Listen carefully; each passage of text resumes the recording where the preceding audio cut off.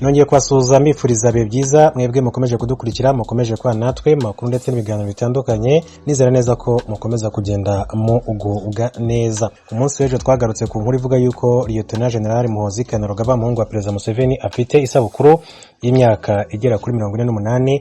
Uyu rero akaba ari n'umugaba mukuru w'ingabo zirwanira ku butaka muri iki gihugu cya Uganda, bikanavugwa yuko ashobora kuzasimbura se ku butegetsi.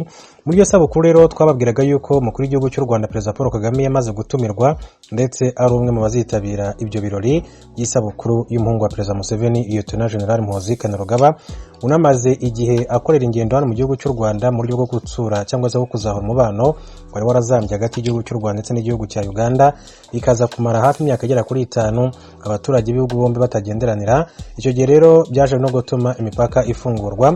Muri iyo sabukuru bivuga yuko uretse abasirikare bakomeye cyane mu gihugu cya Uganda bazayitabira, umukuru w'igihugu cy'u Rwanda azaba ariyo ndetse na Masamba Intore. Aba bombi bakaba barafatanyije mu rugamba rwo kubohora igihugu cy'u Rwanda mu mwaka wa 1994. Ni bamwe mu bazitabira iyi sabukuru. Andi makuru atugeraho rero aravuga yuko witwa Mutesi Jolly akaba ari Miss Rwanda wa 2016 nawe ari umwe mu bamaze gutumirwa muri iki gihugu cya Uganda mu isabukuru ya Lieutenant General Muhoozi Kainerugaba, ndetse na Muhoozi Kainerugaba ubwe yaje kubyemeza yifashishije urubuga rwa Twitter. Yagize ati, Mutesi Jolly, former Miss Rwanda, my old friend, will be there at the birthday party, ati we will have a great time. Agize ati, mu by'ukuri Mutesi Jolly ati uyu uwigeze kuba Miss Rwanda 2016 ati inshuti yanjye mu bihe byashize, nawe azaba hari mu birori by'isabukuru yanjye, ati mu by'ukuri tuzagira ibihe bikomeye cyane. Akaba rero nawe ari umwe nyuma ya Perezida Kagame ndetse na Masamba Intore, umwe mu bahanzi bakomeye cyane mu Rwanda mu ndirimbo gakondo, nawe rero n'umwe mu bazaba bitabiriye. Ikindi nakubwira nuko uyu ari Vice President wa East African mu ishyirahamwe ritegura ibijyanye na Miss ya muri East Africa cyangwa se muri Afrika, mu karere ka Afrika y'Iburasirazuba.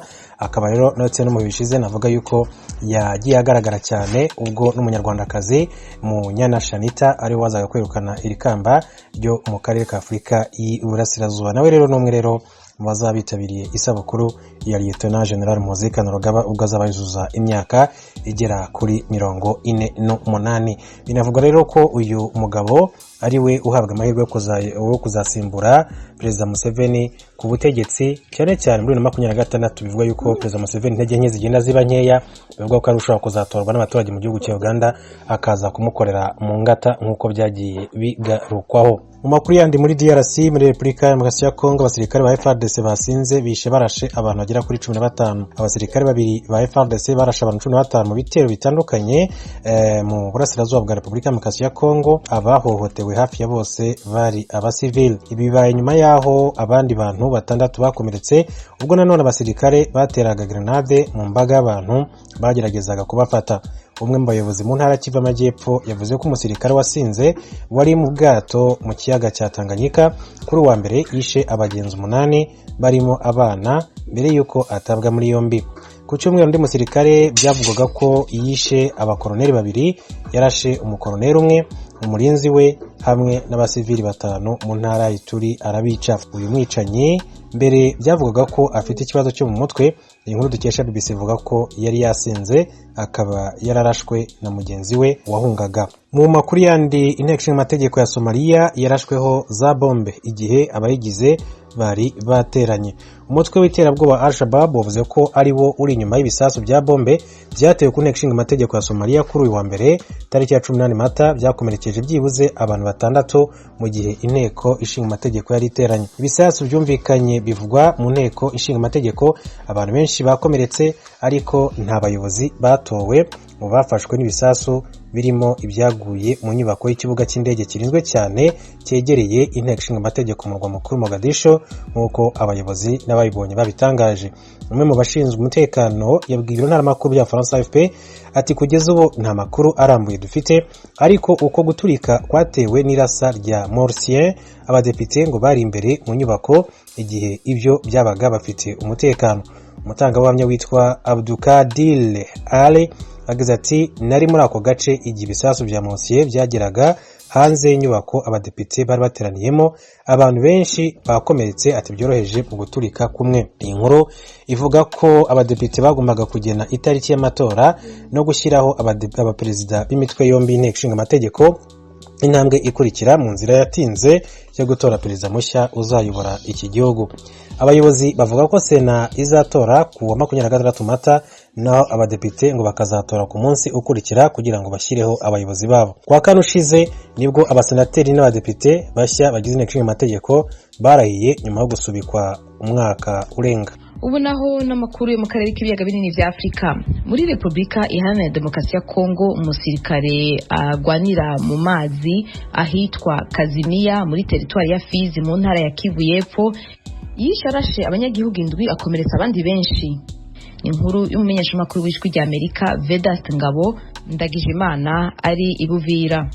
Amakuru y'ijwi rya Amerika rikesha umuvugizi w'igisirikare cya Kongo muri secteur opérationnel Sokola D, Lieutenant Mark Elongo, yavuze yuko umusirikare w'ingabo za Kongo zigwanira mu mazi muri unité ya Fizier Mare yisharasha abaturage bari mu bwato bwari buvuye ku kivuko cya Kazimiya muri groupement bashikalango muri territoire ya Fizi.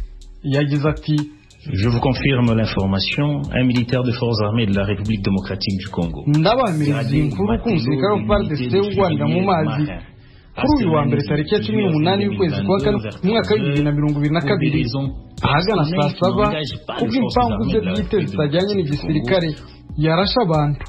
Aya makuru y'imfu z'aba baturage yemezwa n'umuyobozi wa société civile muri Kazimiya, Bwana Ndume Ibrahim, aho yabwijwe ijya Amerika ko abantu 7 bapfuye abandi 12 barakomereka.